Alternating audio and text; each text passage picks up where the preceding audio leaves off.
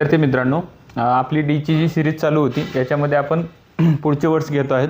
प्रत्येक ह्याच्यामध्ये 2 ते 3 सिनोनिम्स अँटोनिम्स आहेत. अशा प्रकारे तुम्हाला 40च्या आसपास वर्ड्स भेटतात. तर व्होकॅब्युलरीची करत राहा सिरीज. आणि हे वर्ल्ड पॉवर मेड इझी या बुकमधून आहे. तर तुम्ही ते बुक जर वाचलं असेल किंवा वाचलं नसेल तरी पण तुम्ही रिपीट एकदा ही व्होकॅब्युलरी करू शकता.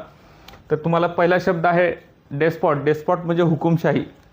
हुकुमशाह वगैरे असतं तसं. ॲटोक्रॅट, डिक्टेटर. डिक्टेटर म्हणजे हुकुमशाह. टायरानी म्हणजे कसं असतं, जुलमी राजेशाही किंवा राजसत्ता असतं. त्यालाच अँटोनिम्समध्ये आहे डेमोक्रॅट. डेमोक्रॅट म्हणजे कसं, लोकशाही राज्य करणारं असतं किंवा डेमोक्रेसी म्हणू शकता. लिबरल म्हणजे मुक्ती किंवा स्वातंत्र्य असणारं. ह्युमॅनिटेरियन म्हणजे मानवी वगैरे असं म्हणू शकतो. दुसरा आहे डेस्टिट्यूट म्हणजे अत्यंत गरिबी. यालाच पुअर म्हणू शकतो, पेनलाइज म्हणू शकतो, इम्पोरिश म्हणू शकतो. याला पेनुरी एक शब्द आहे. पेनुरी म्हणजे काय असतं, गरिबीच असतं. त्याला अँटोनिम्समध्ये आहे वेल्दी. वेल्दी म्हणजे कसं, श्रीमंत, रिच किंवा प्रॉस्पर. प्रॉस्पर म्हणजे समृद्ध असतंय, समृद्ध म्हणू शकता याला. डेझल्टरी म्हणजे विस्कळीत, जे की ऑर्डरमध्ये नाही असं. त्यालाच विदाऊट अ प्लॅन किंवा रँडम म्हणू शकतो, अचानकपणे घेणारं. एमलेस, का कुठलंही ध्येय नसणारा. हॅपहॅझर्ड म्हणजे झिगझॅक मॅनरमध्ये असतं ते. अँटोनिम्समध्ये काय आहे, सिस्टमॅटिक, एक ऑर्गनाइज वेने किंवा मेथडिकल, कुठल्याही मेथडनं वापर करताना मेथडिकल वेनं. चौथा आहे डायलेक्टिकल म्हणजे तर्कशुद्ध किंवा लॉजिकल असं म्हणू शकतो. त्याला लॉजिकल, रिझनिंग, आर्ग्युमेंटेटिव्ह, एखादी वादविवादामध्ये चर्चा, तर्कशुद्ध चर्चा असं म्हणू शकतो त्याला. अँटोनिम्समध्ये काय, इलॉजिकल, कुठलंही लॉजिक नसताना. इरॅशनल, जे की रॅशनल नाही असं. अनरिझनेबल, जे की रिझन सोडून आहे असं.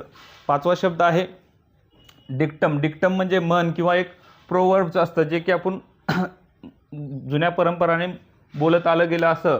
मॅक्झिमम म्हणू शकतो, मॅक्झिम म्हणू शकतो किंवा सेईंग म्हणू शकतो त्याला. अँटोनिम्समध्ये आहे कॉन्ट्राडिक्शन, फेल्सहूड, जे की चुकीचं आहे असं. डायडॅक्टिक्स म्हणजे बोधपर, शिकवण वगैरे असं म्हणू शकता. इन्स्ट्रक्टिव्ह, इन्स्ट्रक्शन, मॉरलिस्टिक, जे की चांगल्या विचाराचं असं.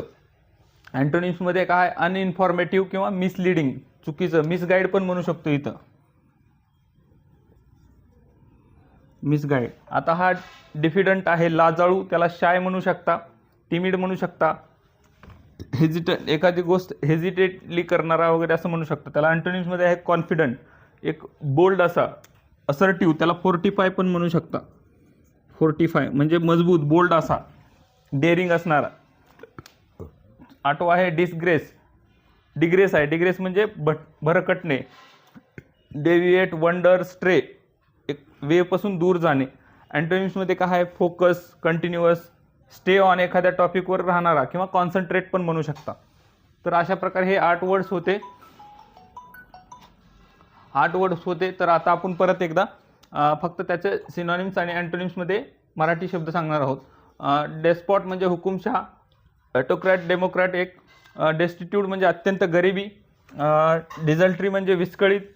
डायलेक्टिकल म्हणजे तर्कशुद्ध असा. डिक्टम म्हणजे म्हण किंवा प्रोवर्ब्स असं म्हणू शकतो. डायडॅक्टिक म्हणजे बोधपर किंवा शिकवण असं. डिफिडंट म्हणजे लाजाळू. आणि डिसग्रेस म्हणजे भरकटणे. तर अशा प्रकारे हे 8 वर्ड्स होते.